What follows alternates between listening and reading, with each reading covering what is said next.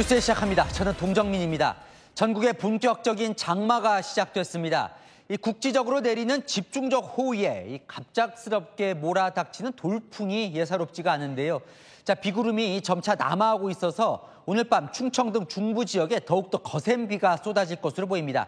취재 기자 연결해 보겠습니다. 김지혁 기자, 어디 나가 있습니까? 현재 비가 집중되고 있는 지역이 궁금한데요.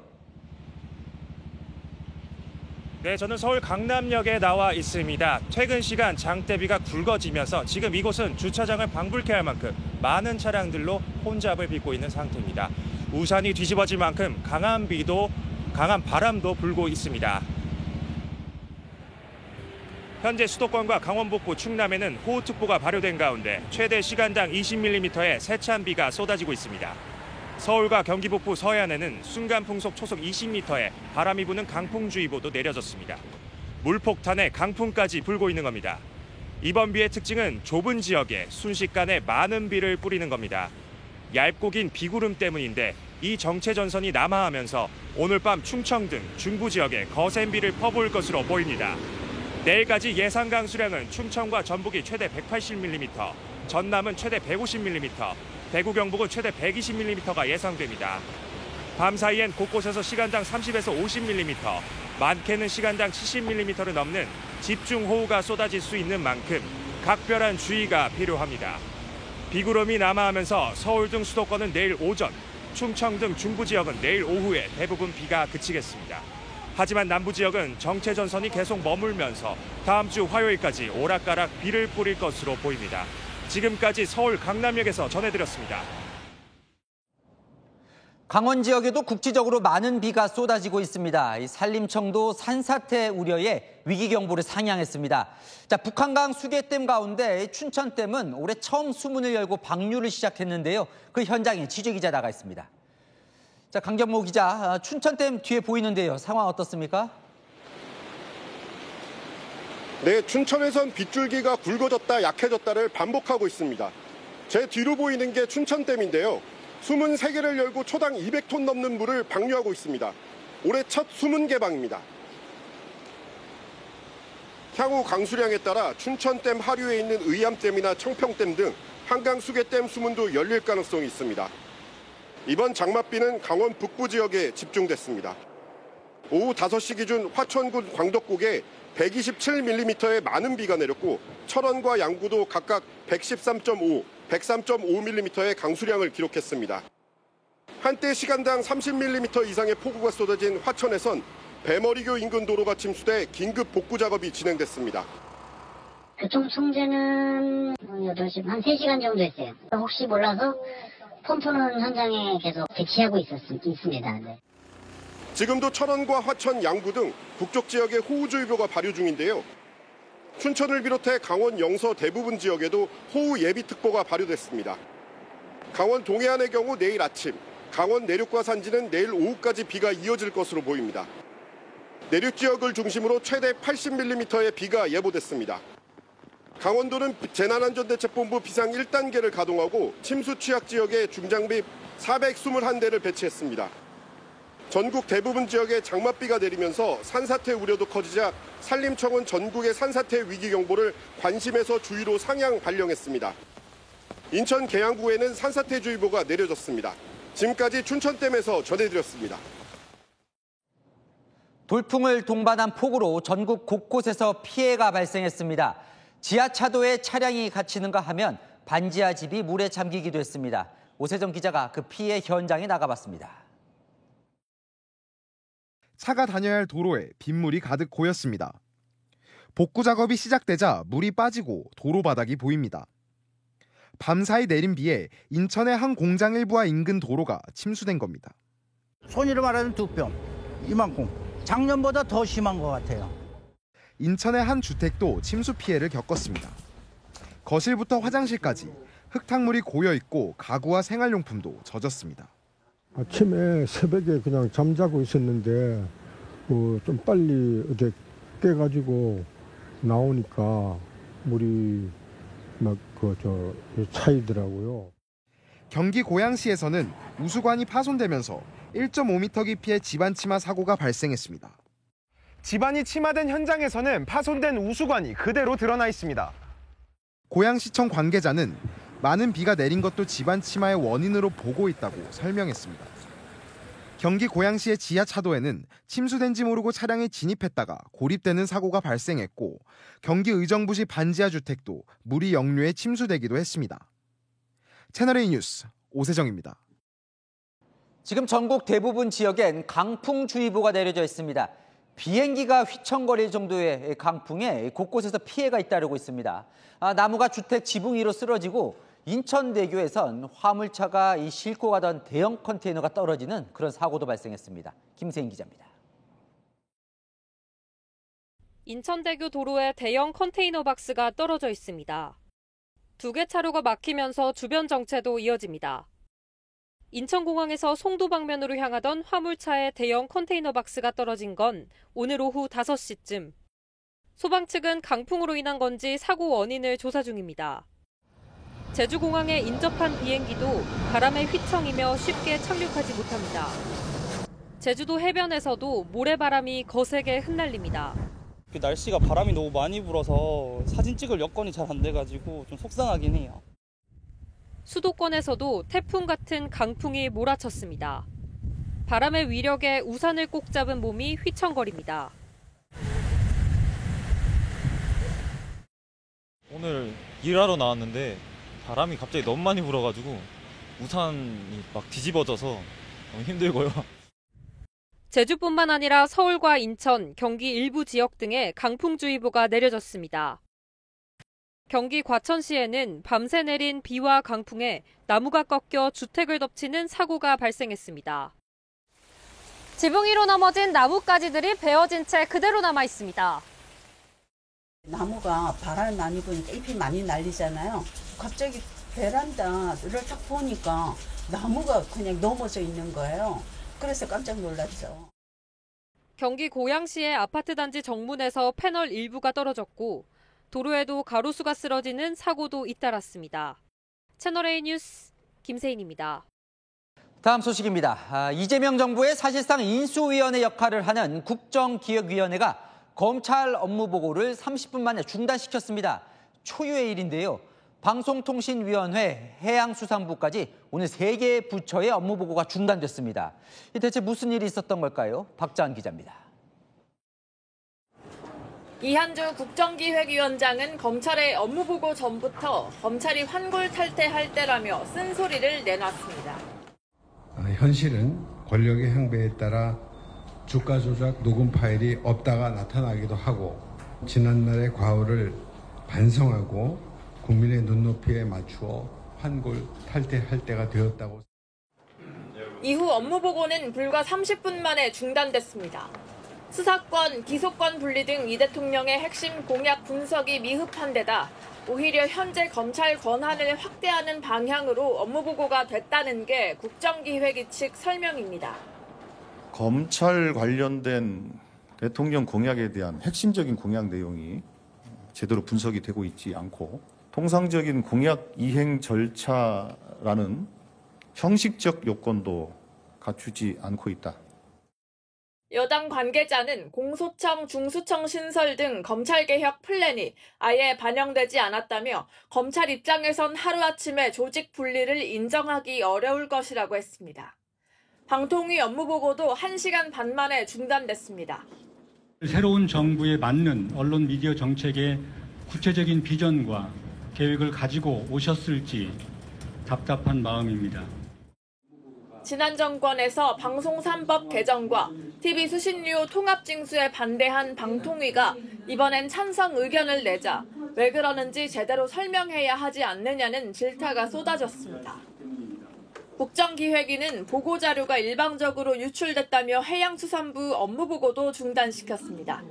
국정기획위는 다음 주 새 기관 업무보고를 다시 받습니다.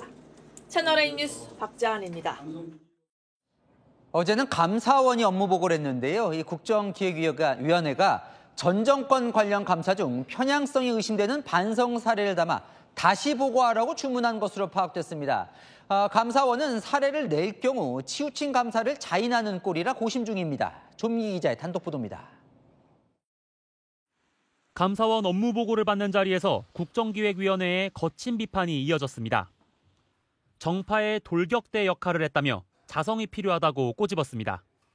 감사원이 어떤 정파의 무슨 돌격대 역할을 해서 이게 좀 심각한 상황입니다. 감사원. 그 위상 추락은 물론이고. 채널A 취재 결과 감사원 업무 보고에서 국정기획위원들은 윤석열 정부 당시 이뤄진 감사 전반에 대해 편향성을 살펴보고 편향된 사례를 다음 업무 보고에 보고하라고 주문한 걸로 확인됐습니다. 국정기획위 관계자는 전 정부에서 진행한 감사에 대한 어떤 사례도 보고되지 않았다며 반성이 없어 보완을 주문했다고 말했습니다. 국정위는 문재인 정부를 겨냥해 진행했던 서해 공무원 피격 사건, 부동산 통계 조작 사건, 전현희 전 국민권익위원장 직무감찰 등을 표적, 정치감사 사례로 보고 있습니다. 윤석열 전 대통령과 관련한 관저 이전 감사는 부실감사 사례로 봤습니다. 감사원은 당혹해하는 분위기입니다. 감사원 관계자는 성찰 필요성에 대해선 공감한다면서도 전 정권 당시 감사 사례를 보고에 포함시킬지는 고심 중이라고 밝혔습니다. 사례를 보고할 경우 편향된 감사였다고 자인하는 셈이 된다는 게 부담이란 겁니다.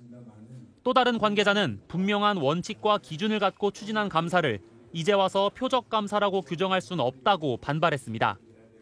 감사원은 수사 의뢰를 할 때 절차를 강화하는 등 공정성 보장 방안을 보완 보고할 방침입니다. 채널A 뉴스 조민기입니다. 지난해 공공기관 경영평가에서 7개 공기업이 D등급, 2등급 하위 평가를 받았습니다. 자, 그중 5곳의 기관장은 윤심 코드 인사로 논란이 있었던 인물들입니다. 안건우 기자입니다.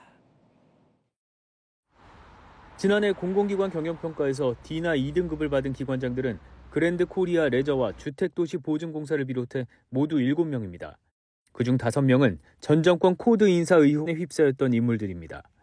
2년 연속 D등급을 받아 유일하게 해임 건의 명단에 오른 유병태 주택도시보증공사 사장. 재작년 취임 당시에도 코드 인사 논란이 있었습니다. 친윤 유튜버 출신으로 공정성과 전문성 문제가 불거졌던 민영삼 한국방송광고진흥공사장도 D등급을 받았습니다. 20대 대선에서 윤석열 후보를 지지한 경력으로 12.3 계엄 직전에 전격적으로 카지노 운영사인 그랜드 코리아 레저 대표가 된 윤두현 전 의원도 나란히 낙제점인 D를 받았습니다. 정치인으로 전문성 논란이 일었던 김규환 대한석탄공사장도 D등급입니다. 언론인 출신의 황영식 광해공업공단 사장은 유일하게 2등급을 받았습니다. 지난 4월 한덕수 당시 권한대행이 임명해 비판을 받은 인물입니다. 정부는 오늘 공공기관 운영위원회를 열고 낙제 등급 7곳을 포함한 공공기관 87곳에 대한 평가를 확정했습니다. 올해는 윤석열 정부의 평가 기준이 적용됐지만 내년 경영평가엔 새 정부 기준이 적용됩니다. 채널A 뉴스 안건우입니다. 자, 아는 기자, 국정기획위원회를 취재하고 있는 정치부 이준성 기자 나왔습니다. 초유의 업무보고 중단 사태가 벌어졌는데, 자, 그것도 검찰은 30분 만에 중단이 됐어요. 무슨 일이 있었던 겁니까? 네, 제가 검찰이 업무보고를 하는 현장에 있었는데요. 사흘 동안 제가 각 부서 보고를 지켜봤는데 오늘 분위기가 가장 안 좋았습니다. 보통 보고하러 온 부처 간부들과 국정위 위원들이 회의 시작 전 대화도 하고 하는데요. 오늘은 목례를 간단히 한 뒤엔 몇 분간 그 어떤 대화도 나누지 않았습니다. 이한주 국정기획위원장도 동시다발적으로 벌어지는 업무보고 중 검찰을 딱 집어서 들어와 이런 센 발언을 쏟아냈습니다. 윤석열 검찰 정부의 폭주가 이재명 정부를 낳았다. 이번 대선은 주권자인 국민의 검찰에 대한 심판이다라고요. 자, 그리고 나선 회의가 이제 비공개로 전환이 됐어요. 그러더니 또 금방 중단이 됐습니다. 맞습니다. 이 조승래 대변인이 30분 만에 내려와서 업무보고가 중단됐다고 발표를 했습니다. 초유의 일인데요. 내막은 이렇습니다. 국정위는 시작 전 검찰에게 직접 수사권 배제를 전제하고 보고하라고 했습니다. 어차피 검찰의 수사권을 박탈하는 게 우리 공약이니 그걸 전제로 하라는 거죠. 그리고 대검 부장이 구두로 업무 보고를 했는데 듣더니 질문을 안 하겠다며 보고를 중단시켰습니다. 질문 받으려고 앉아있던 검찰 간부들은 한마디도 못하고 돌아가게 된 거죠. 이유를 보니까요. 이 대통령의 핵심 공약인 검찰의 수사 기소 분리 그리고 기소권 남용에 대한 대책이 없다는 겁니다. 수사하지 말고 기소권 남용하지 말라고 했는데 오히려 더 하겠다고 권한을 늘리겠다는 걸 보고해 더 이상 들을 가치가 없었다는 겁니다. 자, 검찰 쪽은 뭐라고 합니까? 네, 검찰은 억울하다고 합니다. 어제 저녁 6시에 수사, 기소, 분리 등 공약집 내용이 반영된 추가 전례를 요청받았고 답변을 보냈는데 답을 안 했다고, 안 받겠다고 하니 난감하다는 겁니다. 아, 답변을 보냈다는 거예요? 뭐 어떻게 된 겁니까, 그럼? 네, 국정위는 답변을 미리 보냈는지 소통 오류 부분은 따져보겠다면서도 구두로 보고조차 하지 않았다는 게 본질이라고 했습니다. 검찰이 개혁 의지가 없는 것 아니냐고요. 잠깐, 방송통신위원회는 또 업무 보고를 왜 중단한 거예요? 네, 이거는 검찰과 중단 이유가 좀 다른데요. 대통령 공약을 제대로 반영하지 않아서 중단된 검찰과는 달리 방통위는 TV 수신료 통합 징수, 방송 3법 개정 등 이 대통령의 공약을 업무 보고에 반영했습니다. 국정위가 시키는 대로 가져온 건데 문제는 다른 곳에 있었습니다. 오늘 업무 보고에 대해서 방송통신위원장이 동의를 했는지 진짜 궁금합니다. 방송 3법 개정안 반대했던 방송통신위원회인데 어떻게 방송 3법을 개정하는 거에 동의한다라는 내용의 설계가 될 수 있습니까? 답을 해주셔야 될 것 같고요. 네, 방통위가 지난 정권에 보여온 태도에 대해 반성이 없다는 겁니다. 특히 업무 보고 후 질의응답 과정에서 격해졌는데 윤석열 정권 때 문제엔 해명도 없이 새 정부 공약을 이행하겠다고 하는데 어떻게 생각하냐 물었고 답변하기 어려운 문제라며 소극적으로 답변하자 질책하며 보고를 중단했습니다. 아, 원래 이렇게까지 국정위가 이 부처를 세게 잡습니까? 네, 사실 정권이 교체될 경우 군기 잡기에 나서기도 하지만 보고를 중단하는 건 이례적이긴 하죠. 그런데 국정기획위가 작심하고 압박한 부처들의 면면을 보면요. 검찰, 감사원, 기재부, 방통위, 지난 윤석열 정부 내내 민주당이 각을 세워온 부처들이죠.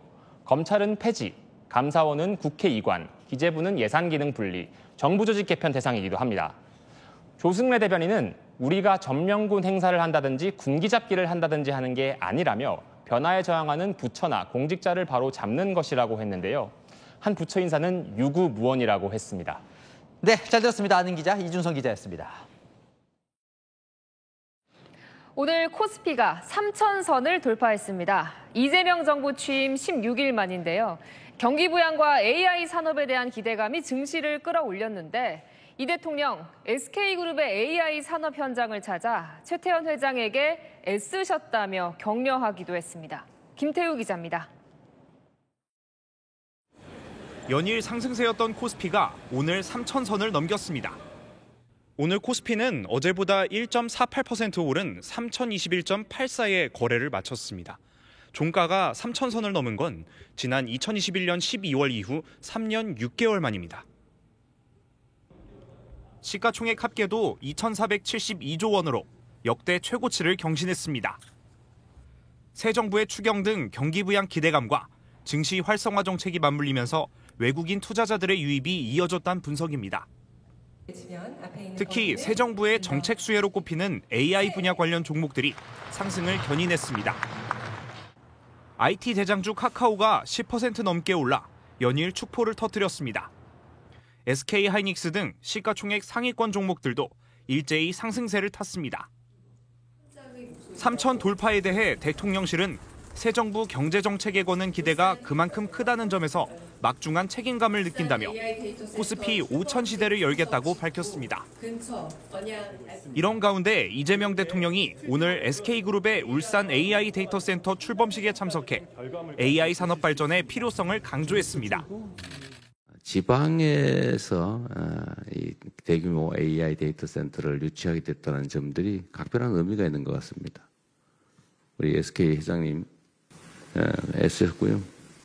이 대통령은 또 정신아 카카오 대표 등을 언급하며 우리 국민들의 위대함 속에 우리 기업인들의 위대함이 있다고 말했습니다. 채널A 뉴스 김태우입니다. 네, 이번 추경으로 전 국민이 지원금을 받게 됐죠. 이재명 대통령의 또 다른 공약이 기본사회인데요. 농식품부가 농촌에 사는 주민에게 매달 15만 원을 주는 이른바 농촌주민수당을 보고한 걸로 확인됐습니다. 기본소득의 일환인데요. 내용이 뭔지 이준성 기자가 단독 취재했습니다. 농림축산식품부가 농촌주민수당에 대한 구체적 실행 방안을 어제 국정기획위원회에 보고한 것으로 확인됐습니다. 인구 감소세가 뚜렷한 농촌 주민에게 매달 일정 금액을 지역화폐로 지급하는 제도입니다. 농식품부 보고에 따르면 농촌주민수당은 2단계로 진행됩니다. 1단계로 내년부터 3년간 인구 감소가 뚜렷한 83개면에 사는 11만 명에게 1인당 매달 15만 원, 연간 180만 원이 지급됩니다. 이후 2단계로 수급 대상을 194만 명으로 확대할 계획입니다. 매달 15만 원이면 농촌 지역에 살면서 생기는 교통비, 의료비 등 생활비 격차가 어느 정도 해소된다는 겁니다. 이 대통령은 경기지사 시절 연천군을 대상으로 시범 사업을 했고 이번 공약에도 담으며 의지를 보여왔습니다. 1인당 월 15만 원에서 20만 원 정도를 지원해주면 그걸 지역화폐로 지급해주면 요 갈치조림집, 전주식당 이런 데 장사 잘 될 거 아닙니까? 이 대통령이 공약으로 제시한 기본사회의 일환이라는 해석입니다. 재원 마련이 숙제입니다. 농식품부는 4년간 4조 792억 원이 든다고 추산했습니다. 국비 50%, 지자체 50%로 마련하는데 대체로 재정 자립도가 낮은 지역들이라 지자체가 재원을 마련할 수 있을지가 숙제입니다. 채널A 뉴스 이준성입니다. 국민의힘은 돈을 쓸 때라며 푸는 이재명 정부에 맹공을 퍼부었습니다. 추경 절반이 현금 살포성이라며 나라 경제가 사이비 호텔 경제학의 실험장이냐고요. 이세진 기자입니다. 국민의힘은 30조 원 넘는 정부 추가 경정 예산을 포퓰리즘적 현금 살포라고 비난했습니다. 이번 추경안은 한마디로 사이비 호텔 경제학의 대국민 실험장으로 보고 있습니다. 대통령 당선 축하 파티 열듯이 돈을 마구 뿌리는 정치 추경으로 전국민 지원금은 예산 투입 대비 경기 진작 효과가 미비하다고 했습니다. 이어 현금성 지원 예산이 전체 추경 규모의 절반에 달한다며 집값이 상승하거나 물가가 폭등할 우려가 있다고 지적했습니다. 특히 이번 추경으로 국가 채무가 1,300조 원에 달하게 됐다며 빚 부담을 우려했습니다. GDP 대비 채무 비율이 50%에 가까워집니다. 이는 정부가 세운 재정 준칙의 경계선입니다. 국가 신용등급 하락까지 우려가 됩니다. 국가 부채는 이재명 정부가 아니라 미래 세대가 갚아야 합니다. 다음 주 국회로 제출될 추경에 대해 국민의힘은 무책임한 포퓰리즘 예산 편성을 강력히 감시하고 저지하겠다고 밝혔습니다. 하지만 우원식 국회의장이 본회의에 추경안을 직권상정해 처리하면 현실적으로 막을 방법은 없습니다. 채널A 뉴스 이세진입니다. 네, 중동 소식으로 이어갑니다. 당장이라도 이란에 대해 군사 대응을 감행할 듯했던 트럼프 미국 대통령. 군사 대응 여부를 2주 안에 결정하겠다며 협상 시한을 제시했습니다. 외교적 해결 가능성을 열어둔 셈인데 일각에선 트럼프는 늘 겁쟁이처럼 물러선다는 뜻의 타코란 말이 다시 등장했습니다. 뉴욕에서 조아라 특파원입니다. 하루 전 이란에 무조건적인 항복을 요구했던 도널드 트럼프 미국 대통령이 이번엔 협상 시한으로 2주를 제시했습니다. 이란과 협상을 시도한 뒤 진전이 없으면 군사 옵션을 재차 검토해보겠다는 취지입니다. 이란에 대한 입장이 자꾸 흔들린다는 식의 질문이 나오자 백악관은 즉답을 피한 채 트럼프가 2주 안에 결정할 것이라고 강조했습니다. The president is saying that he will make a decision whether or not to go within the next 2 weeks. It's very clear and direct. 그러면서 백악관은 트럼프가 이란과의 협상 가능성을 높게 보고 있다고도 전했습니다. 관세 협상 과정에서 위협과 유예를 반복해온 트럼프가 외교 안보 분야에서도 비슷한 태도를 보이는 건데 이에 타코라는 말이 다시 등장했습니다. 타코란 트럼프는 늘 겁쟁이처럼 물러선다는 뜻의 영문 약자를 딴 신조어입니다. 트럼프 일기 백악관 국가안보 보좌관을 지낸 존 볼턴은 독일 언론과의 인터뷰에서 안보에서도 타코의 순간이 나타난 것이라며 트럼프의 패턴을 잘 아는 이란은 협상에 나서지 않을 것이라고 주장하기도 했습니다. 한편 미국은 유엔 안전보장이사회에서 이스라엘의 이란 공격을 두둔했는데 이에 중국과 러시아가 이란에 대한 내정 간섭이라며 반발해 유엔에서 강대국 간 설전이 벌어지기도 했습니다.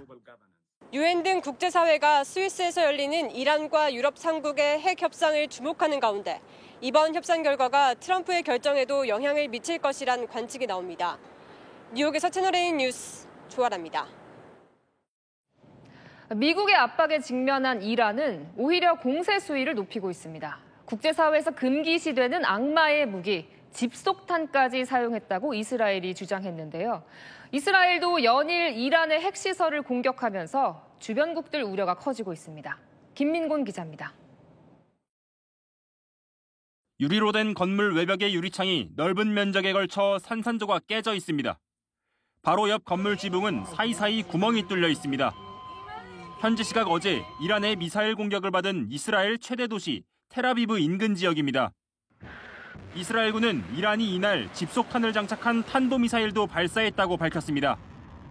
상공 7km에서 분리된 20개가량의 소형 탄두가 반경 8km에 이르는 지역에 흩뿌려졌다는 겁니다. משטר הטרור מעוניין לפגוע באזרחים, ואפילו השתמש היום בחימוש מתפזר שנועד להרחיב את הפגיעה. 일명 강철비라고 불리는 집속탄은 최대 수백 개의 소형 탄두가 넓은 지역에 퍼져 민간인 피해 우려가 크기 때문에 전 세계 100여 개국이 사용 금지 협약을 맺고 있습니다. 이스라엘군은 탄두 사진을 공개하며 접촉이나 이동 시 폭발할 수 있다고 경고했습니다. 반면 이스라엘은 이란의 핵시설을 연일 공습하고 있습니다. 나탄즈 핵시설에 이어 아라크 중소로까지 타격한 이스라엘군은 이번엔 이스파한의 대공방어 시설을 타격했다고 밝혔습니다. 공습을 하기 위한 사전 작업인데 이스파한은 또 다른 핵시설이 있는 곳입니다. 연이은 핵시설 공격에 주변국은 방사능 누출을 우려하고 있습니다. Это катастрофа, сравнимая, а может быть даже превосходящая все известные атомные аварии. 이스라엘은 걸프만에 위치한 부쉐르 원전도 공격했다고 발표했다가 실수였다며 정정했는데 이곳은 여러 중동 국가가 바닷물을 담수화해 식수로 활용하는 곳이어서 한때 혼란이 발생하기도 했습니다. 채널A 뉴스 김민곤입니다. 김민석 국무총리 후보자 이 세비 수입보다 아들 유학비, 추징금, 생활비 지출이 더 많다며 부정한 돈을 의심하는 야권 주장에 문제없다고 주장했습니다. 결혼식과 출판 기념회 같은 현금 수입이 있었고 그걸 그에 다 쓰면 신고 의무도 없다는 겁니다. 이현지 기자입니다. 김민석 국무총리 후보자는 국민의힘에서 제기한 재산 형성 과정 의혹을 모두 소명할 수 있다고 강조했습니다. 재혼과 장인상, 출판 기념회 등 현금이 들어오는 행사가 4번 정도 있었다는 주장입니다. 결혼도 있었고 또 조사도 있었고 출판 기념회도 2번 있었고 국회의원들이 그런 경우를 했을 때 하는 통상적인 액수가 있지 않습니까? 그런 것만 맞춰봐도 그게 그냥 맞습니다. 거액의 현금을 받고 재산 등록에 누락한 것은 현행법 위반이라는 지적도 즉각 반박했습니다. 수입을 그 해에 다 쓰면 법적으로 신고를 안 해도 된다며 그 해 다 썼다는 취지로 해명한 겁니다. 또 국회의원 세비의 50에서 60% 정도는 빚을 갚았다고도 주장했습니다. 그러면서 인사청문회에서 숫자를 다 공개할 것이라며 재산 자료를 정확히 계산해 기한 내 제출하겠다고 밝혔습니다. 청문회 자료 제출 기한은 이틀 뒤인 22일까지로 의혹을 소명할 수 있다고 자신감을 내비친 겁니다. 또 중국 석사 학위 의혹과 관련해 공개한 출입국 기록이 원 자료가 아니라는 지적에 대해 분량이 방대해 중국 부분만 정리했다고 해명했습니다. 채널A 뉴스 이현재입니다. 국민의힘은 김민석 후보자의 재산 증식 의혹을 더 집중적으로 파고들었습니다. 경조사비와 출판 기념회로 번 현금 약 6억 원을 집에 쟁여놓고 있었다는 거냐며 그 현금을 신고하지 않았다면 현행법 위반이라고요. 손인혜 기자입니다. 국민의힘은 김민석 총리 후보자가 수억 원대 현금을 보유하고도 재산 등록에 반영하지 않았다고 직격했습니다. 비리백화점 이재명 내각 후보자 지명 즉각 철회하라. 경조사비 출판기념회에서 받은 돈 봉투를 모아 현금 6억 원을 집에 쌓아두고 썼다니 충격적이라고 몰아붙였습니다. 거액의 현금을 받아놓고 제대로 신고하지 않았다면 공직자윤리법과 공직선거법 위반이라는 겁니다. 출판기념회가 있던 해 재산신고상 기타 소득은 97만 원에 불과한데 수억 원을 챙긴 거라면 이해충돌 소지가 있다고 지적했습니다. 출판기념회가 사실 국민들이 굉장히 비판하는 지점이거든요. 지금 법제상 이것이 무슨 정치자금처럼 등록하도록 돼 있는 것도 아니고 과세가 되는 것도 아닙니다. 그러니까 사실은 봉투로 주고받으니까 김 후보자는 최근 5년간 세비 5억 원을 벌고 11억 원을 썼는데 국민의힘은 김 후보자가 약 6억 원을 경조사비와 출판기념회를 통해 번 것으로 보고 있습니다. 국무총리라는 곳은 자리는 마음의 빚을 갚는 자리가 아니라고 생각합니다. 국민의힘은 김 후보자가 구태 스폰서 정치에 물들어 이미 자격을 상실했다며 사퇴를 촉구했습니다. 채널A 뉴스 손인혜입니다. 네, 문이 잠기지 않은 차량만 노려 물건을 훔치던 상습 절도범이 붙잡혔습니다. 잠복 중이던 형사 차량의 문을 열었다가 딱 걸린 건데요. 김대욱 기자가 취재했습니다. 인적이 드문 주택가. 한 남성이 검은색 승합차로 다가가더니 조수석 문을 엽니다. 그 순간 차 안에서 형사들이 나와 남성을 체포합니다. 붙잡힌 남성은 50대 차량 터리범 A씨.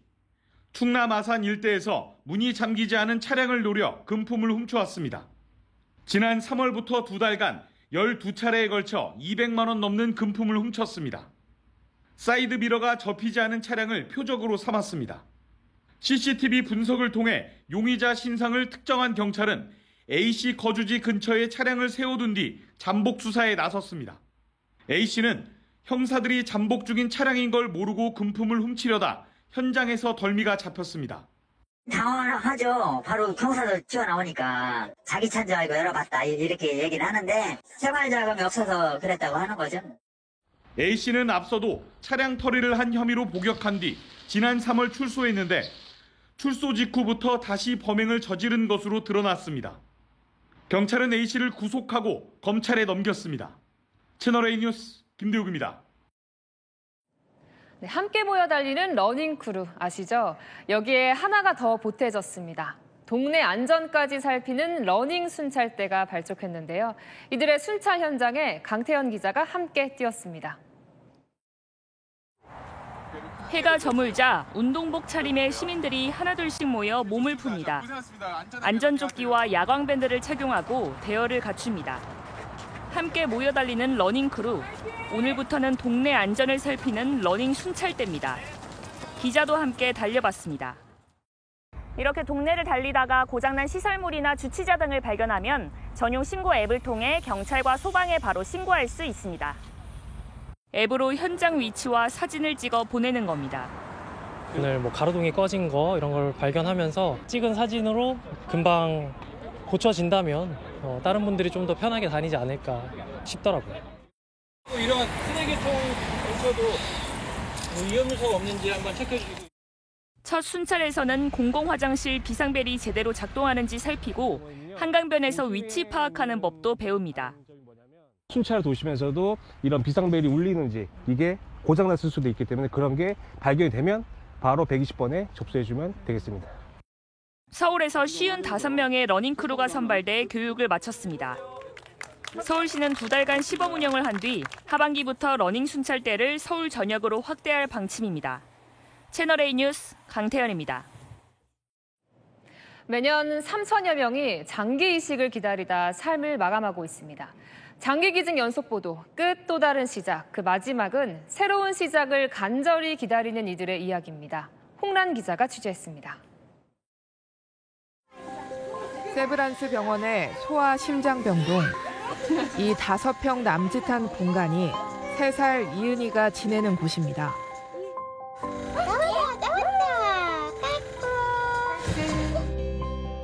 이은이는 확장성 심근병증을 앓고 있습니다. 바이러스가 심장으로 가서 약으로는 더 이상 치료할 수가 없게 된 상황이라 지금 바드를 달고 기다린 지는 22개월 정도 됐어요. 몸보다 더 큰 130kg 장치가 심장 기능을 대신해주기 때문에 24시간 달고 있어야 합니다.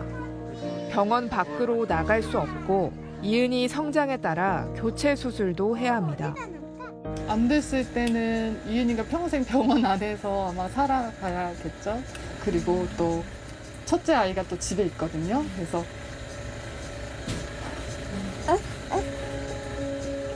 원래 안 울으려고 했는데 이은이가 오히려 엄마를 위로합니다.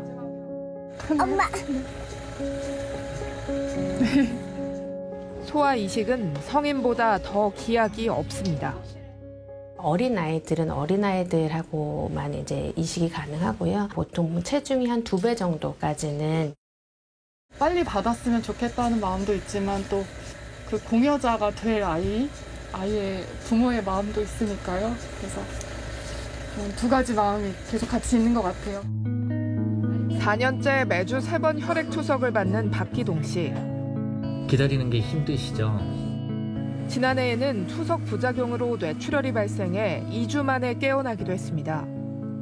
이식을 받지 않는 이상은 아마 죽을 때까지 계속 투석을 받아야 되거든요. 이게 제가 몇 년을 버틴다는 장담을 못 하겠더라고요. 이식 대기자들의 혈액이 보관된 냉동고. 대기자가 점점 늘면서 4만 5천 명분이 됐습니다.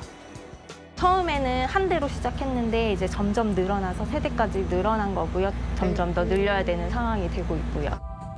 365일 24시간 동안 언제라도 기증자만 나오면 대기자의 혈액과 대조해 적합한 대기자를 선별합니다.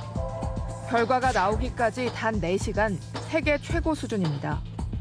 정작 우리나라 장기 기증자는 감소하는 게 현실입니다.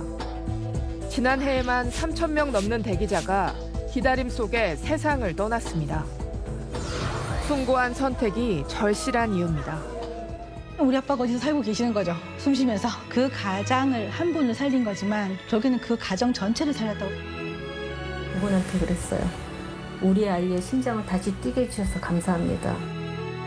채널A 뉴스 홍란입니다. 네, 일론 머스크가 이끄는 우주 탐사 기업 스페이스X의 우주선이 시험 발사를 준비하던 중 지상에서 폭발했습니다. 머스크는 긁힌 정도라며 애써 태연한 반응을 보였는데요. 김용성 기자가 보도합니다. 발사대에 세워진 채 연료를 채우고 있는 스페이스X의 우주선 스타쉽. 갑자기 폭발이 일어나며 커다란 폭풍과 함께 불기둥이 생깁니다. 마치 버섯구름처럼 멀리서도 불기둥이 피어오르는 것이 선명히 보입니다. 현지 시각 그제 밤, 미국 텍사스 스타베이스 기지에서 10차 시험 비행을 위해 지상 시험을 준비 중이던 스타쉽이 폭발했습니다. 다행히 인명피해는 없었지만 스타쉽이 시험 중 파괴된 것은 벌써 올해로만 4번째. 일론 머스크 테슬라 CEO는 SNS에 긁힌 정도라고 글을 남기며 애써 태연한 반응을 보였습니다. 아직 사고 원인은 밝혀지지 않았지만 스페이스X 측은 스타쉽의 앞부분에 있는 질소 탱크에서 잠재적인 결함을 발견했다고 밝혔습니다. 카운터 앞에 선 한 남성. 방범창으로 막힌 카운터 한쪽을 들여다보더니 창살 사이 작은 구멍에 다리를 밀어 넣습니다. 마치 문어처럼 유연하게 이 남성의 몸 전체가 방범창 안으로 들어갑니다. 현지 시각 지난 5일, 인도 마하라슈트라주 나그푸르의 한 맥주 가게에 도둑이 침입하는 모습입니다. 도둑은 우리 돈 약 40만 원을 훔쳐 달아났는데 지난 13일 체포됐습니다. 승용차 2대가 교차로 한복판에서 드리프트 경쟁을 벌입니다. 도로 위에 바퀴 자국을 남기며 고개 운전을 이어가다 폭죽까지 터뜨립니다. 저녁 시간 교차로를 지나려고 서 있던 차들이 오도 가도 못하면서 정체가 심해지는 모습도 보입니다. 현지 시각 15일 저녁 미국 펜실베니아에서 발생한 사건인데 현지 경찰은 용의자들을 쫓고 있습니다. 채널A 뉴스 김용성입니다. 주한 미국 대사관이 중단했던 유학비자 발급을 다시 시작했습니다. 그런데 심사 기준이 더 까다로워졌습니다. 신청자의 소셜미디어 계정까지 보겠다는 겁니다. 문예빈 기자입니다. 주한 미국 대사관이 최근 약 3주간 중단했던 비이민 비자 관련 인터뷰 접수를 오늘부터 재개했습니다. 현지 시각 그제 미 국무부가 유학, 직업훈련 연수 등과 관련한 비자 발급 절차를 재개한다고 밝힌 데 따른 조치입니다. 비자 발급이 기존보다 까다로워질 전망인데 비자 신청자에게 인스타그램이나 트위터 같은 SNS 계정을 전체 공개로 전환하라는 지침이 새롭게 제시된 겁니다. 앞서 국무부는 비자 신청자가 본인 SNS에 대한 접근을 허용하지 않으면 비자 발급이 거부될 수 있다고 경고한 바 있는데 미국의 비우호적인 성향이 확인되면 입국에 제한을 두려는 취지로 해석됩니다. 비자 발급은 국가 주권에 따른 결정사항이지만 개인의 SNS 게시글까지 살펴보는 건 과도한 검열이라는 목소리가 나옵니다.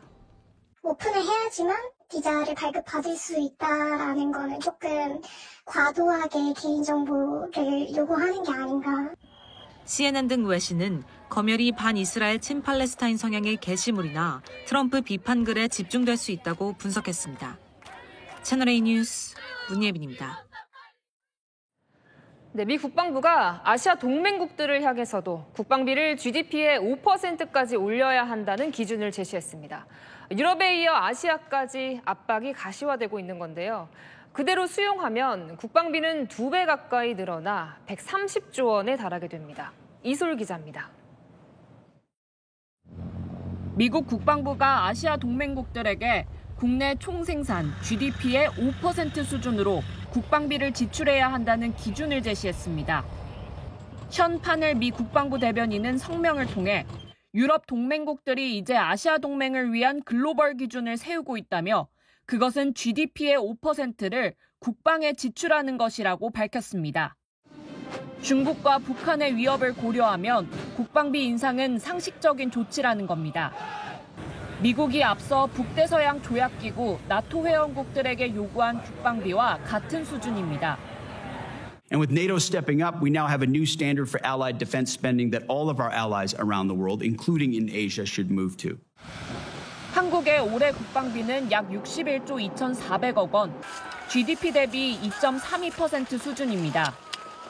미국의 기준을 그대로 수용할 경우 국방비는 2배인 132조 원 규모로 치솟게 됩니다. 이에 대해 우리 국방부는 한국은 미국 주요 동맹국 중에서도 GDP 대비 국방비 비율이 높은 나라라며 북핵 위협에 대응해 국방비를 지속 증액하고 있다고 밝혔습니다. 채널A 뉴스 이솔입니다.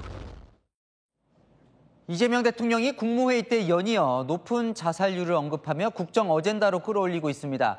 어제 국무회의에선 자살 방지 대책 기구를 별도로 만들어야 하지 않겠냐고 말한 것으로 파악됐는데요. 이유가 뭘까요? 홍진 기자의 단독 보도입니다.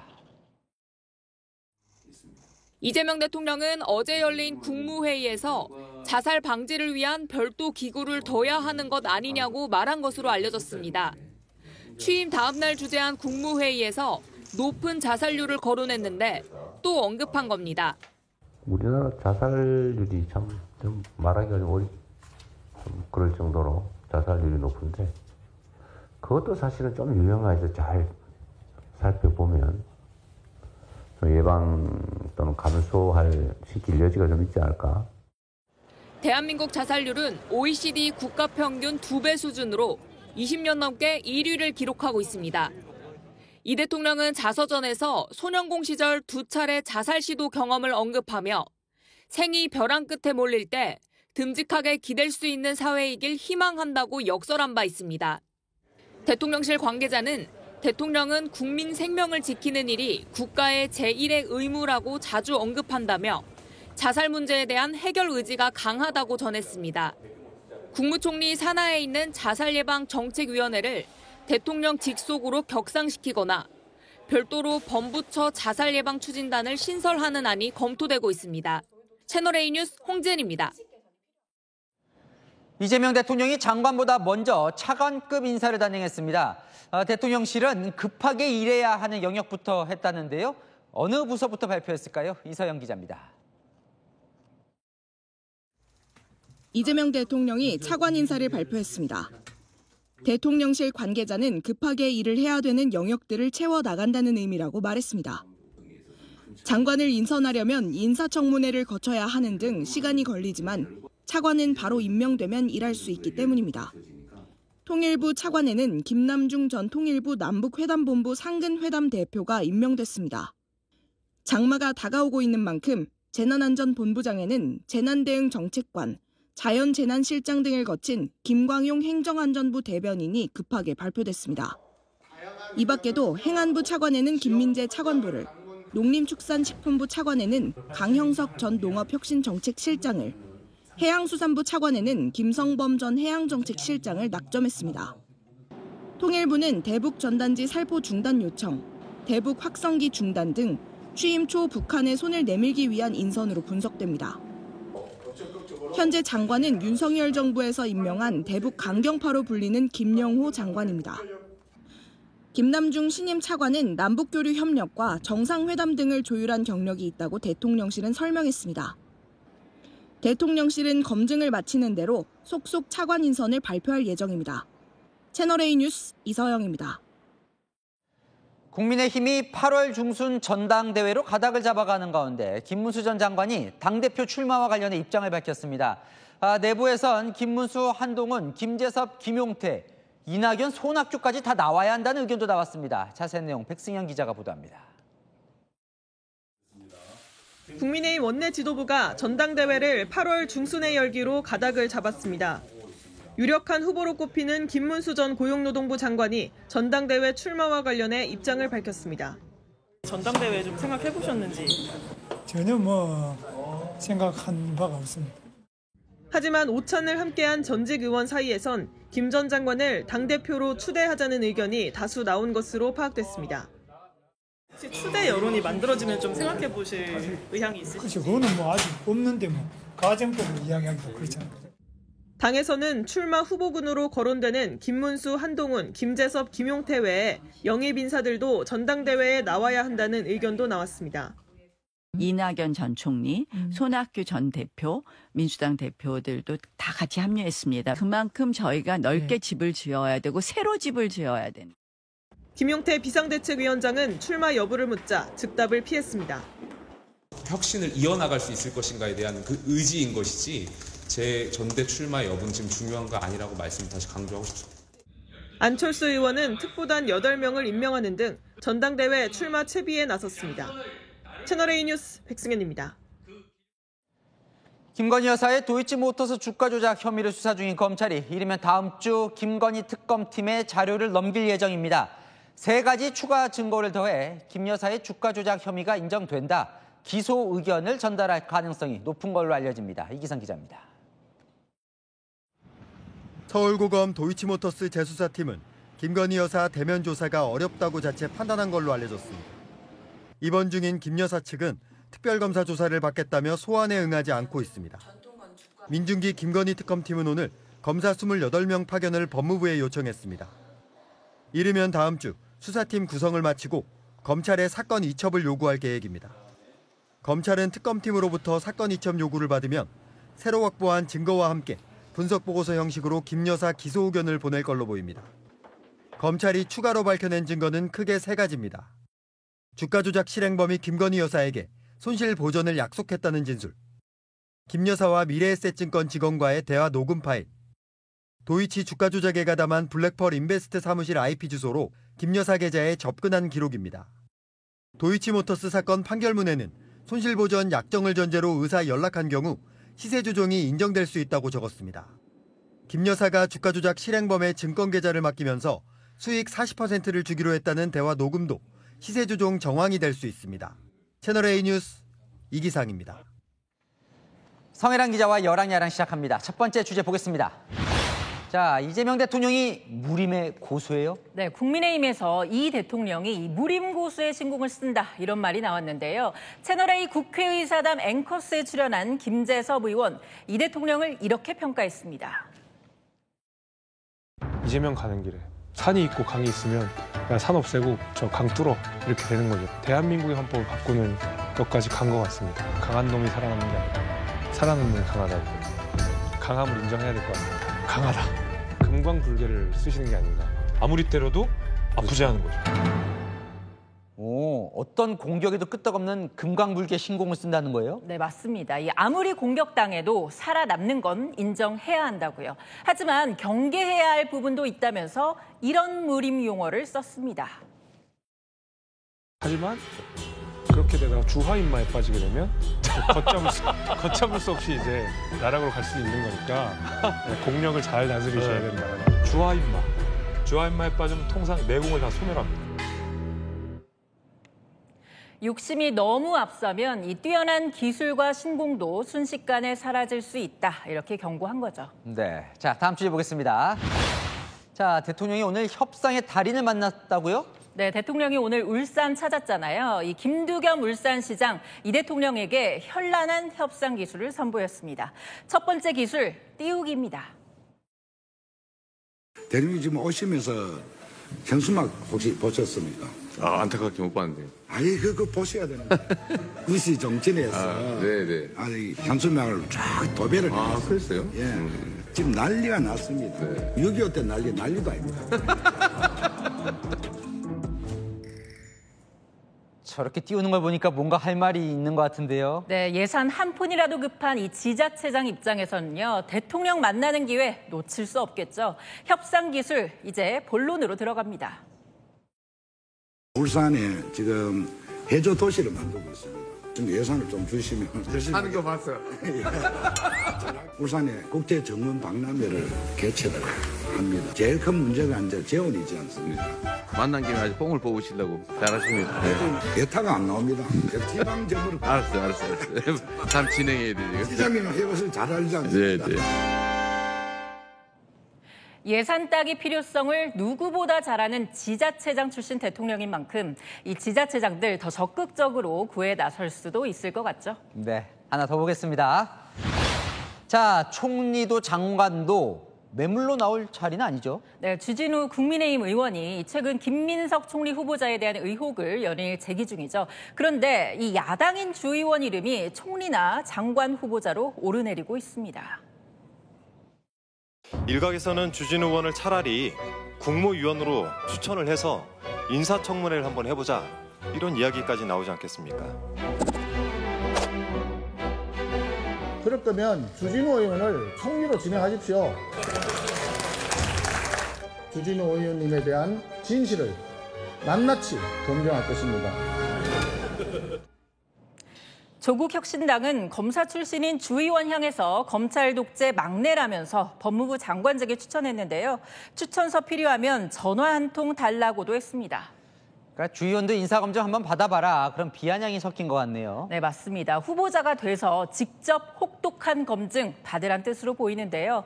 김민석 후보자도 이 글을 공유하면서 가장 의미 있는 추천이다. 국민 검증 받을 좋은 기회 얻으라고 했습니다.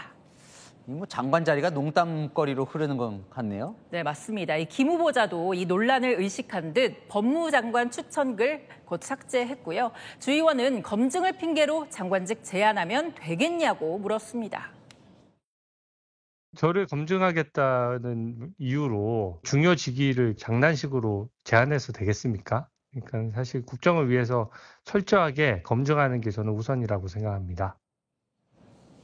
총리도 장관도 말장난의 대상이 될 자리는 아니죠. 검증은 묵직하게, 언급은 신중하게 여야 모두 말해보기부터 다시 느껴야 할 때입니다. 네, 지금까지 여랑야랑이었습니다. 이번 장마 시작부터 강렬합니다. 현재 전국 대부분 지역에 호우특보나 예비특보가 발효됐는데요. 내일 오후까지 전국에 많은 비가 내립니다. 예상 강수량은 충남과 전북에 180mm 이상, 전남에 150mm 이상, 충북과 경북도 120mm가 넘겠습니다. 특히 오늘과 내일 사이 집중호우가 예상됩니다. 오늘은 중부, 내일은 남부 중심으로 강하게 올 텐데요. 시간당 30에서 50mm씩 내리겠고 돌풍과 벼락도 동반되겠습니다. 주말에는 장마전선이 남하하며 다음 주 초까지 남쪽에 비를 뿌립니다. 다음 주 후반에야 다시 전국에 비가 오겠습니다. 한편 비와 함께 심한 더위는 주춤했는데요. 모레부터는 기온이 다시 오름세를 보이겠습니다.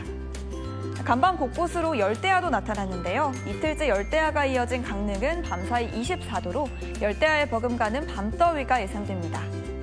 내일 낮 기온은 서울 27도, 강릉 28도가 예상됩니다. 날씨였습니다. 뉴스의 맛입니다. 시청해주셔서 감사합니다.